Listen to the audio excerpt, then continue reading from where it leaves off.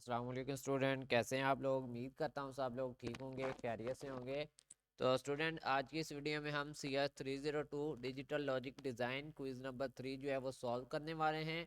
और ये आपका 15 मार्क्स का क्विज़ है जो कि फाइनल टर्म के हवाले से बहुत ही ज़्यादा इम्पोर्टेंट है। आपको भी पता है कि अब आपके क्विज़ 15 मार्क्स या फिर 20 मार्क्स के आ रहे हैं। होप्स हो को आपको एक ही ये क्विज़ दिया जाए, इसके बाद कोई क्विज़ आपको फाइनल टर्म तक नहीं दिया जाएगा। तो स्टूडेंट, इस क्विज को आपने अच्छे से सॉल्व करना है ताकि इसमें से जो भी आपके नंबर इंक्लूड होने हैं परसेंटेज के लिहाज से आपकी फाइनल टर्म में, वो आपके अच्छे ऐड हो सकें अगर आपने क्विज में रिजल्ट अच्छा लिया तो।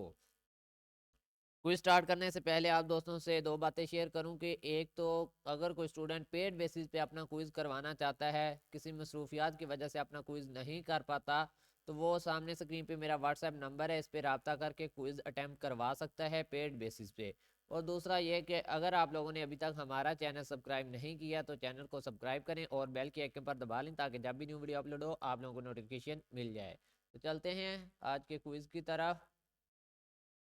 तो स्टूडेंट, हमारा फर्स्ट एमसीक्यूज जो है वो ओपन हो रहा है। फर्स्ट एमसीक्यूज है कि on and positive edge triggered SR flip flop the output reflect the input condition when.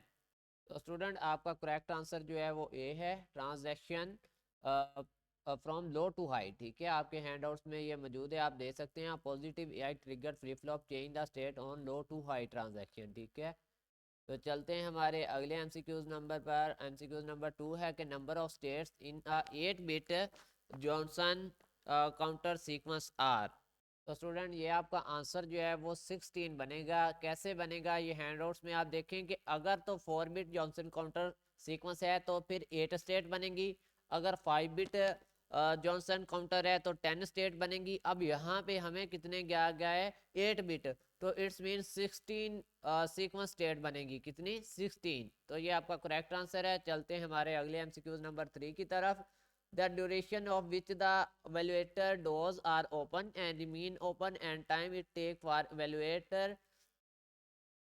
to move from one floor to the next can be determined by। तो student, ये आपका answer जो है वो clock signal है। अगर आप hand outs में जाएं पेज नंबर 371 371 पे आपको बताया जा रहा है duration of which the evaluator doors open. इसके लास्ट में अगर आप देखें तो next is determined by the clock signal. ठीक है, next is determined by the clock signal आपका जो है वो करेक्ट आंसर है। चलते हैं हमारे अगले एमसीक्यूज नंबर 4 की तरफ। The operation of JK flip flop is similar to that the SR flip flop except that the JK flip flop. तो स्टूडेंट, ये आपका आंसर है does not have an invalid state.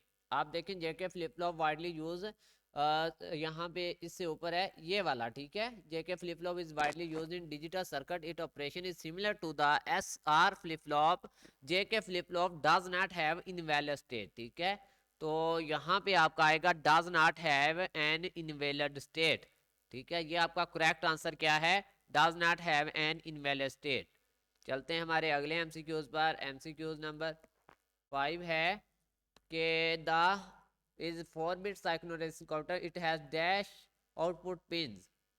तो स्टूडेंट, ये आपका correct answer है। 4 data output pins होती हैं। ठीक है, कितनी, 4 डाटा आउटपुट पिंस होती हैं इसकी। तो ये देखें टोटल इसकी 4 जो है वो डाटा आउटपुट पिंस हैं। ठीक है, यहाँ पे मैं आपको फाइल में भी दिखा दूँ कि 4 डाटा आउटपुट पिंस हैं। चलते हैं नेक्स्ट एमसीक्यूज नंबर 6 की तरफ। The latches is said to be in logic state when q equal to 1 and q equal to 0, then it is the logic low state when q equal to 0 and q equal to 1। तो student, ये आपका answer जो आएगा वो high state आएगा। ये देखें q equal to 1 and q bar equal to 0, फिर q equal to 0 and q bar equal to 1 है, जैसा कि आपको यहाँ पे दिया गया था। तो ये आपका हाई आएगा, हाई स्टेट। ठीक है, ये आप यहाँ पे देख सकते हैं, high state. The latches is said to be logic high state. तो आपका करेक्ट आंसर क्या है, हाई स्टेट जो है वो आपका करेक्ट आंसर है। चलते हैं अगले एमसीक्यूज पर। एमसीक्यूज नंबर 7 है कि the terminal count of the module 13 binary counter is. तो स्टूडेंट, ये आपका आंसर आएगा 1101 इज द करेक्ट आंसर। ये आपके एमसीक्यूज का क्या है जी, करेक्ट आंसर है।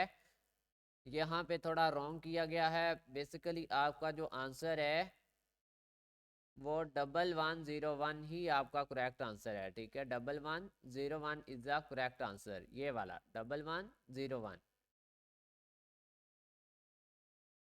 चलते हैं अगले एमसीक्यूज पर। एमसीक्यूज नंबर आपका 8 है कि in NAND base S R latches output of each gate is connected to input of other gate dash. तो स्टूडेंट ये दोनों ही नैंड गेट आएंगे, तो करेक्ट आंसर आपका क्या है, नैंड एंड नैंड गेट। ठीक है, अगर आप हैंडआउट्स में पेज नंबर 217 पे जाएं तो वहां पे मिलेगा an S R latch is implemented by connecting to NAND gate. ठीक है, the output of each NAND gate is connected to input of other NAND gate. ठीक है, तो आपका बेसिकली नैंड गेट आएगा। ठीक है, दोनों में आंसर क्या आएगा आपका, नैंड गेट आएगा कि NAND gate is connected to input of other NAND gate. यहाँ पे दिया गया है कि NAND gate is connected to input of other NAND gate, तो करेक्ट आंसर आपका क्या है, नैंड एंड नैंड। चलते हैं हमारे अगले एमसीक्यू नंबर 9 की तरफ। इन मेले machine the output depend on. Student ये आपका आंसर जो है वो आएगा करंट स्टेट, यानी कि जो मौजूदा स्टेट होती है। ठीक है, अगर आप जाएं यहाँ पे हैंडआउट्स में, द आउटपुट ऑफ द मेले machine depends upon the present state at the input. ठीक है, तो present state at the input जो है वो आपका करेक्ट आंसर है, जो कि मैंने आपको दिखा दिया है हैंडआउट्स के मुताबिक। ठीक है, प्रेजेंट स्टेट आएगा, present state at the input. ठीक है, तो चलते हैं नेक्स्ट हमारे आंसर की तरफ। आउटपुट के बारे में अगर देखें हम, तो ये इनपुट के बारे में था। अभी टाइम है, थोड़ा मज़ीद देख लेते हैं। करंट स्टेट है ये देखें। ठीक है, करंट स्टेट आपका जो है वो करेक्ट आंसर है। ठीक है, चलते हैं हमारे नेक्स्ट एमसीक्यूज नंबर 10 की तरफ। 10 एमसीक्यूज है कि a decade counter can be implemented by the truncating the counting sequence of mod 20 counter. तो स्टूडेंट ये आंसर आपका ट्रू है। ये स्टेटमेंट आपके हैंडआउट से ली गई है कि a decade counter was implemented by truncating the counting sequence of mod 16 counter. ठीक है, तो मोड 20 काउंटर जो है वो फॉल्स है। अगर मोड 16 काउंटर होता तो ये आपका आंसर है ठीक होता। ठीक है, तो मोड 20 काउंटर रॉन्ग है। अगर मोड 16 काउंटर वाला आए तो फिर ट्रू है, ये आपने याद रख लेना है। ठीक है, अब मैंने आपको बता दिया है कि अगर मोड 16 काउंटर आए तो ट्रू, अगर मोड 20 काउंटर आ जाए तो फॉल्स। ठीक है, जैसा कि हैंडआउट्स में दिया गया है मोड 16 काउंटर आना चाहिए था, यहाँ पे 20 है तो ये फॉल्स है। चलते हैं हमारे अगले एमसीक्यूज पे। एमसीक्यूज नंबर 11 है आपका कि a positive edge triggered flip flop change its statesman. तो स्टूडेंट यहाँ पे आपका जो आंसर है low to high transaction of clock है, इसको मैंने गूगल किया है, वहां पे आपका आंसर निकल के आया कि a positive edge triggered flip flop transfer data from input to the low to high transaction of the clock pulse. ठीक है, तो यहाँ पे लो टू हाई आपका जो है वो करेक्ट होगा जब इसका डाटा जो है वो एक्सचेंज होगा। चलते हैं नेक्स्ट, आपका एमसीक्यू नंबर 12 है, थोड़ा वेट कीजिएगा। In get ASR latches, what is the value of the output if En equal to 1, S equal to 0 and R equal to 1?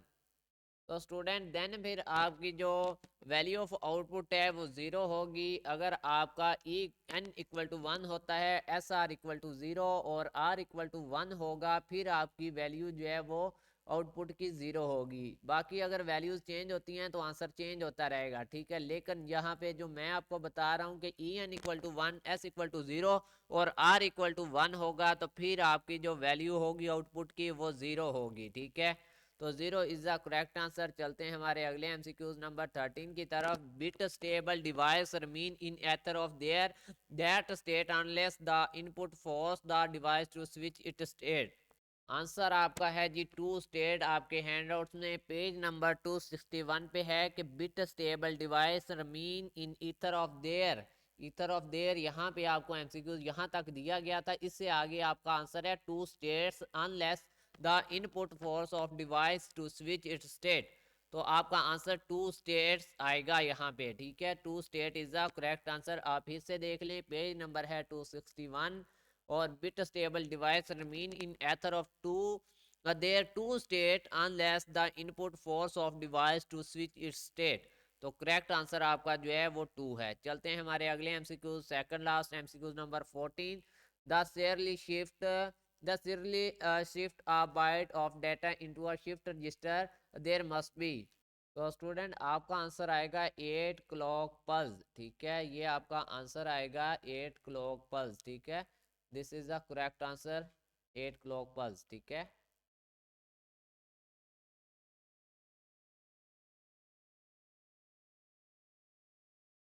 Student ये आपका करेक्ट आंसर है, serially shift a byte of data into a shift register there must be 8 clock pulse का होना ज़रूरी है, ये आपका correct answer है 100%, ठीक है, ये आपका बिल्कुल करेक्ट आंसर है, ठीक है, 8 क्लॉक पल्स जो है वो आपका बिल्कुल करेक्ट आंसर है। चलते हैं हमारे अगले एमसीक्यूज पर।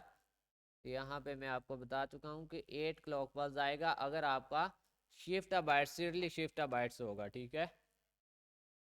तो स्टूडेंट अगला आपका फाइनल एमसीक्यूज है, last. The constant click clock is used to indicate that the dash variable change on a clock transaction। तो स्टूडेंट आपका आंसर है कांस्टेंट, ठीक है, कांस्टेंट है, कांस्टेंट आपका आंसर है। यहाँ पे अगर आप देखें the constant dot click equal to clock is use to indicate the constant state variable change on the clock transaction. तो आपका करेक्ट आंसर कांस्टेंट है। यहाँ से मिस था आपका इंडिकेट डेट से आगे आप यहाँ पे देखें इंडिकेट डेट द, ये आपका आंसर है कांस्टेंट। उससे आगे फिर आपका एमसीक्यू स्टार्ट होता है variable change on the clock transaction, variable change on the clock transaction. तो कांस्टेंट आपका जो है वो करेक्ट आंसर है। तो स्टूडेंट ऑलमोस्ट हमने 14 या 13 एमसीक्यूज बिल्कुल हैंड आउट से एक्यूरेट लगाए हैं। कोई एक आधा एमसीक्यूज होगा जो हमने मतलब नहीं हमें मिला होगा, उम्मीद है कि वो भी हमने करेक्ट लगाया है। अगर आप लोग भी पेड बेसिस पे अपना क्विज करवाना चाहते हैं तो सामने स्क्रीन पे मेरा व्हाट्सएप नंबर है, इस पर रब्ता करके आप अपना क्विज अटैम्प्ट करवा सकते हैं। तो मिलते हैं न्यू वीडियो में, तब तक के लिए अल्लाह हाफिज़, फी अमानिल्लाह।